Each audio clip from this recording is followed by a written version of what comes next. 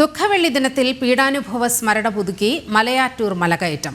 പതിനായിരങ്ങളാണ് മല കയറാനെത്തിയത്. ക്രിസ്തുവിന്റെ കാൽവരി യാത്രയുടെ യാതന സ്മരിച്ച് മരക്കുരിശുമേന്തിയാണ് വിശ്വാസികൾ മല കയറുന്നത്. കുത്തനെയുള്ള കയറ്റങ്ങളും യാത്രയിലുടനീളമുള്ള കല്ലും മുള്ളും പാറക്കൂട്ടങ്ങളും താണ്ടി 14 കുരിശുകളും വണങ്ങി ഒരു മലകയറ്റം വിശ്വാസികൾക്ക് സ്വയം സമർപ്പണമാണ്. മലയടിവാരത്ത് മെഴുകുതിരി കൊളുത്തി പ്രാർത്ഥനയോടെയാണ് മലകയറ്റം ആരംഭിക്കുന്നത്. ചെറുതും വലുതുമായ കുരിശുകൾ ചുമലിലേറ്റി ഓരോരുത്തരും യേശുക്രിസ്തു അനുഭവിച്ച യാതനകളുടെ വളരെ ചെറിയ ഒരു അംശമെങ്കിലും സ്വയം സ്വീകരിക്കുകയാണ്. കാൽവരിയിലേക്കുള്ള യേശുവിന്റെ യാത്രയിലെ 14 പ്രധാന സംഭവങ്ങളെ പ്രതിനിധീകരിച്ചാണ് പാറക്കെട്ടുകൾ നിറഞ്ഞ മലമ്പാതയിലൂടെയുള്ള യാത്ര.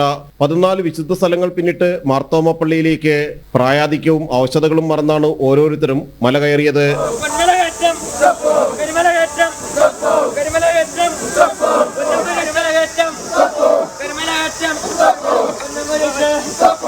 മറ്റു പള്ളികളിലും പ്രത്യേക പ്രാർത്ഥനകളും ചടങ്ങുകളും സംഘടിപ്പിച്ചിരുന്നു. എറണാകുളം അങ്കമാലി അതിരൂപതയിലെ കോലഞ്ചേരി ക്യൂൻമേരി ദേവാലയത്തിൽ ദുഃഖവെള്ളി തിരുകർമ്മങ്ങൾക്ക് സീറോ മലബാർ സഭ major archbishop Mar Raphael Thattil കാർമ്മികത്വം വഹിച്ചു. ഇടപ്പള്ളി സെന്റ് ജോർജ് ഫൊറോന പള്ളിയിലടക്കം ചടങ്ങുകൾ നടന്നു. ജനം, കൊച്ചി.